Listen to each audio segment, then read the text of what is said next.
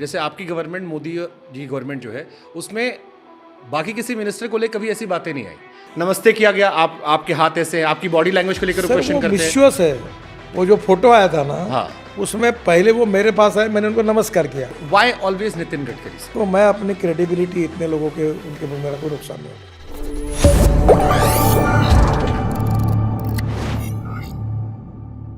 Y always Nitin Gadkari sir? मेरा कभी नहीं हुआ। क्योंकि देखो सर, आप why not, it is correct, ये करेक्ट नहीं है।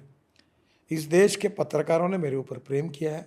नहीं, मैं उस कॉन्टेक्स्ट में नहीं कह रहा हूँ सर। हाँ। जैसे आपकी गवर्नमेंट, मोदी जी गवर्नमेंट जो है, उसमें बाकी किसी मिनिस्टर को लेकर कभी ऐसी बातें नहीं आई। जब मैं देश के तमाम चैनलों को देखता हूँ, जब मैं आपको रिसर्च करता हूँ, जो बड़े चैनल है जहाँ पर आप भी जाते हैं, इंटरव्यू देते हैं सर, इस देश तो वो हाईलाइट करते हैं कि नमस्ते किया गया, आप आपके हाथ ऐसे हैं, आपकी बॉडी लैंग्वेज को लेकर क्वेश्चन करते हैं। विश्वास है।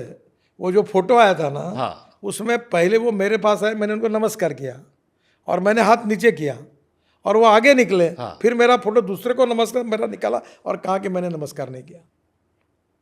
बट देख लो, किसी और नेता को लेकर वो नहीं छापते। आप तो डिफेमेशन भी कर सकते हैं। मुझे नहीं करना है। देखो, मैं अपनी क्रेडिबिलिटी इतने लोगों के उनके मेरा कोई नुकसान नहीं होता। देखो, इस देश के अनेक पत्रकारों ने मुझे अनेक सालों से प्रधानमंत्री का उम्मीदवार बना दिया। मैं आया क्या किसी के पास? ट्रू। मैंने बोला क्या कभी? हर चुनाव में मेरे को वो बोलते कि सीटें कम आएगी तो ये बनेगा। तो ये जो प्रॉब्लम है उन पत्रकारों का है जो गॉसिप लिखते। देखो, मुझे एक ने बताया कि जिस हीरोइन का पिक्चर चलता है उसी पे गॉसिप लिखते हैं बोले। हाँ, ठीक तो बात। अब मेरे बारे में गॉसिप इसलिए लिखते होंगे तो शायद मेरा पिक्चर चल रहा होगा।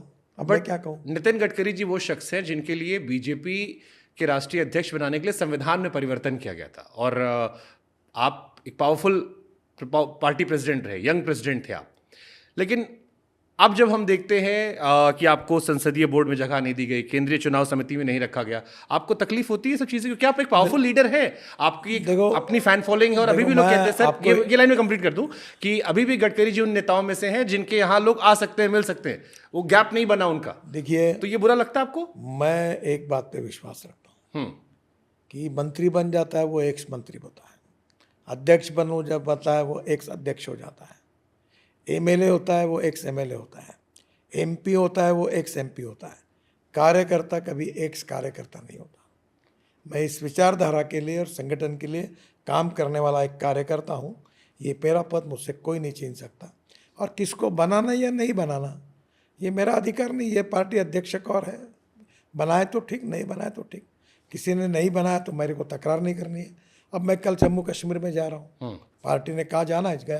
फिर हरियाणा में जा रहा हूँ, बुलाया तो भी ठीक, नहीं बुलाया तो जो पार्टी काम देगी वो मैं करूँगा। तो मुझे उसकी चिंता नहीं, और मैंने कभी इसकी चिंता भी नहीं की और करता भी नहीं हूँ। ठीक है, वंस फॉर ऑल, एक लास्ट क्वेश्चन पॉलिटिकल है, पॉलिटिकल क्वेश्चन छोड़ दूंगा मैं, थोड़ा बस जल्दी खत्म करो सर। ये आपको लेके एक बहुत सारे अखबारों में आर्टिकल और चैनलों में भरा पड़ा है कि जब आप पार्टी प्रेसिडेंट थे तो आप अमित शाह जी को बहुत वेट कराते थे। मोदी जी, आप जब पार्टी प्रेसिडेंट बने, he was the only chief minister जो नहीं आए। How is your bond with Modi ji और अमित शाह साहब?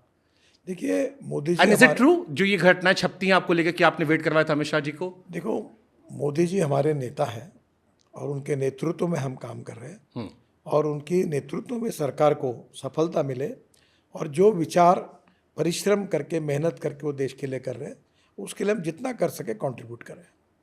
और रही बात, तो मेरे अभी आप भी रुके थे, अब मैं क्या करूं? मेरे यहाँ 100 लोग आते हैं और मुझे आपसे ज़्यादा समय देना था, तो आपको पोहा खा के बैठना पड़ा यहाँ। तब तक मैंने छोटे छोटे लोगों को निपटा लिया। तो कभी जो बड़ा व्यक्ति आता है तो उसको मैं ज़्यादा देर बोलना है तो उसको रुकना पड़ता है।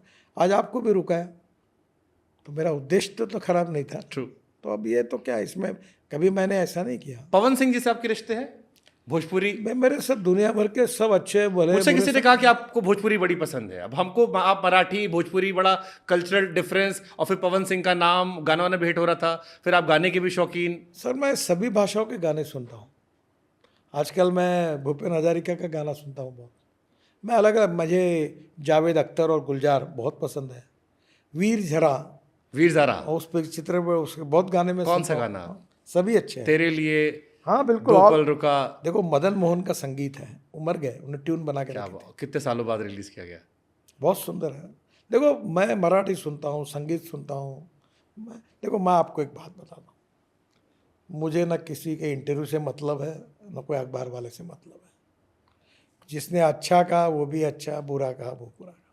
मैं एक सड़क छाप छोटा आदमी हूँ। सर, रात ये को रोज नहीं, जो सच्चाई ये तो बता रहा हूँ। मॉडेस्ट हो रहे सर। नहीं, जो अपना रात को मस्त जो खाना खाता हूँ रोज, रात को यही सोचता हूँ आज क्या खाना, मस्त अपना एंजॉय करता हूँ लाइफ।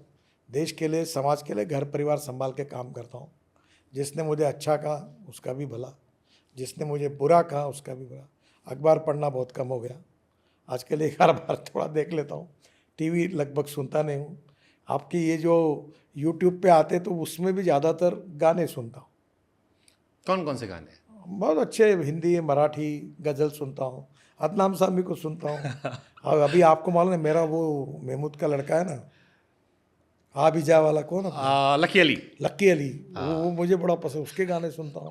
अब मैं खुश, अपने खुशी से चलता हूँ, मुझे कोई लेना देना नहीं। जब